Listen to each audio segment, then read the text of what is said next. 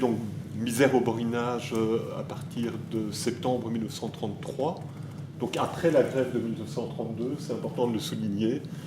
Mon grand-père était en fait avocat et membre militant d'une organisation qu'on appelait le Secours Rouge International, qui était un mouvement révolutionnaire qui venait en appui à tous les militants qui étaient emprisonnés, qui étaient pourchassés pour leurs idées. Et il était là pour plusieurs raisons dans le film, comme membre du Secours Rouge International, avocat. À l'époque, c'était Pierre Vermeulen, que vous connaissez peut-être aussi d'origine flamande, qui était président du Secours Rouge International, qui avait embrigadé mon grand-père dans la bande des avocats rouges, on va dire. Et tu disais, le film Misère au Borinage, fait par Henry Storck et Joris Ivens. Joris Ivens était hollandais. Et il avait un curriculum vitae au rouge vif. Et à l'époque, la police, tout qui était un peu agitateur, était expulsé. Et donc, mon grand-père était sur les lieux du tournage pour essayer de protéger un peu Joris Ivens. Il y avait des choses qui étaient faites un peu clandestinement, pour éloigner, avec, comme je dis dans le livre, son code pénal à la main, les gendarmes, les forces de l'ordre, pour protéger l'équipe de tournage. Le deuxième rôle, c'est mon grand-père habitait à Bruxelles, Storck aussi à l'époque, et donc le rendez-vous pour partir, pour tourner, se faisait de Bruxelles. Il n'y avait pas beaucoup de transports en commun. Mon grand-père avait une voiture, une vieille Ford à l'époque qu'on appelait le Péril Rouge, et donc il transportait les caméras, Joris Ivens et Storck. Ça, c'est le deuxième rôle qu'il a joué. Et le troisième, ça on en parlera peut-être Alain aussi plus tard si vous avez des questions, mais il fallait financer les deux cinéastes. Ils n'ont pas été payés royalement, mais donc il a réuni des fonds pour financer Misère au Borinage. Alors comme mon grand-père était lui-même un passionné de cinéma, autodidacte dans le domaine, il avait en 1930 acheté une caméra 16 mm. Il a fait ce que tu décris très bien, Roland, dans la présentation de la soirée, un making-of, c'est-à-dire un film dans le film.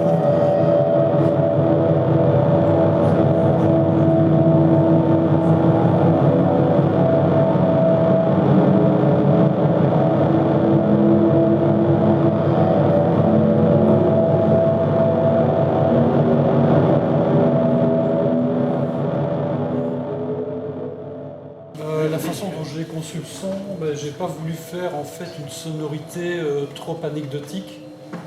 Donc j'ai voulu quelque chose qui soit un peu comme quelque chose de nauséabond, qui accompagne les images comme ça, où on n'est pas trop bien dans le son en fait. C'est pas quelque chose de confortable, c'est quelque chose justement qui déstabilise par le traitement des fréquences et l'évolution en fait interne des fréquences. Et l'identification des basses fréquences par rapport au concept industriel qui est pour moi, disons, l'image, l'identité sonore de l'industrie. Et voilà, il y a des moments un petit peu plus émotionnels où voilà, on voit que néanmoins il y a une cellule familiale qui vit. Et j'ai essayé de retranscrire au mieux que j'ai pu les différentes phases du film.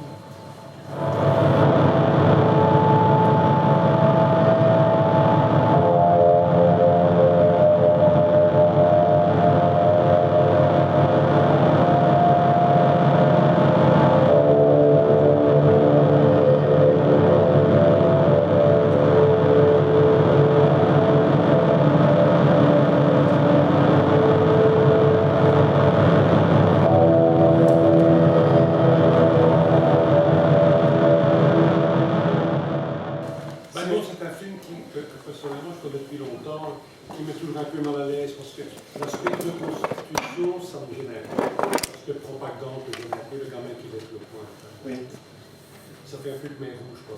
Ça me dérangeait un peu, mais ceci dit, valeur du reportage, ça c'est indiscutable. Je vais peut-être choquer ici, mais c'est parce que on voyait que c'était un défilé communiste, mais quand on voit les jeunes gardes qui sont là, les jeunes avec leurs uniformes, j'ai cru que c'était la jeunesse allemande. Hein. Habillés avec. Moi j'étais. C'est parce que on voit les poings se lever, mais on voit les drapeaux communistes, mais quelle ressemblance. Ils ont un bâton, la oui, casquette. Monsieur Cordier, il va vous répondre. Non, pas du tout. Je prolonge ce que vous dites. On ne fera pas l'économie d'évoquer quand même que quelques années après, ça sera le pacte germano-soviétique. Et que les mêmes dirigeants qui sont en train de raconter leurs histoires vont peut-être avaliser après le pacte germano-soviétique, ce qui devient gênant. Par exemple, là-haut, Par exemple, là-haut, tous les uniformes se ressemblent. Hein. Oui, mais enfin, moi je Et dis quand ça. il s'agit de taper sur le peuple, ils se ressemblent tous. Hein. Peut-être que les couleurs changent un petit peu, mais matraquer le peuple, ça, on y va avec la même vigueur. Hein. Tout à fait. C'est juste. Et votre comparaison au Khmer rouge, là, tantôt, ça devrait s'en travers de la gorge. Hein. Pas parce qu'on lève le poing en l'air qu'on est à Khmer rouge. La plupart des et les enfants qu'on a vus, mais laisser des enfants dans un état pareil, même si c'est 1/100e de pourcentage de la population, c'est une honte pour un État. Et ça dépend de qui? De l'État? Ça dépend de l'État et de la politique de l'État. Uniquement de Et l'État. de la politique des industries et des mines. Comme maintenant, ils sont tenus pieds et poings liés par les banques et on n'a rien à dire, on doit payer. Et on doit payer leurs dettes. C'est tout. Et qu'on montre des enfants dans cet état, ça devait exister. Moi, j'ai vécu dans un pays, j'ai vécu un génocide. Et ce que vous avez vu du Rwanda à la télévision, vous n'avez rien vu de ça. Parce que si vous aviez vraiment vu ce qui s'est passé, peut-être que l'Europe se serait levée pour dire on arrête le génocide. Mais non. Oui, Et vous êtes choqué par 2-3 enfants qui ont les pieds sales. Pour que tout le monde sache, monsieur a été chirurgien au Rwanda à l'époque du génocide. Donc il parle de choses qu'il sait. Voilà. Toutes ces choses sont évidemment très délicates, le pacte germano-soviétique, on pourra en parler, c'est pas vraiment le sujet, c'est une tâche pour moi comme pour vous, mais n'oublions pas quand même que, bon, on a vu Henri Guider, il était aussi à Brendonk, à Buchenwald, en compagnie de Jean Blum et de Jean Fontaine et de bien d'autres, et que c'est pas de la propagande, mais le Parti communiste a payé un tribut, Il y avait certains rexistes dans bien ce sûr, pacte. très très lourd pendant la guerre. Il y a eu à peu près 10 000 communistes qui sont morts, pas que bien entendu. Et je pense que ça doit être dit aussi. Et que même l'adhésion en Belgique au pacte germano-soviétique au sein du PC n'a pas été comme dans d'autres pays, comme en France par exemple. Et puis, la Belgique était neutre aussi, le Parti communiste a une attitude un peu hésitante, je vais dire. N'a pas été totalement interdit comme il l'a été en France dès le début de la guerre en 1939.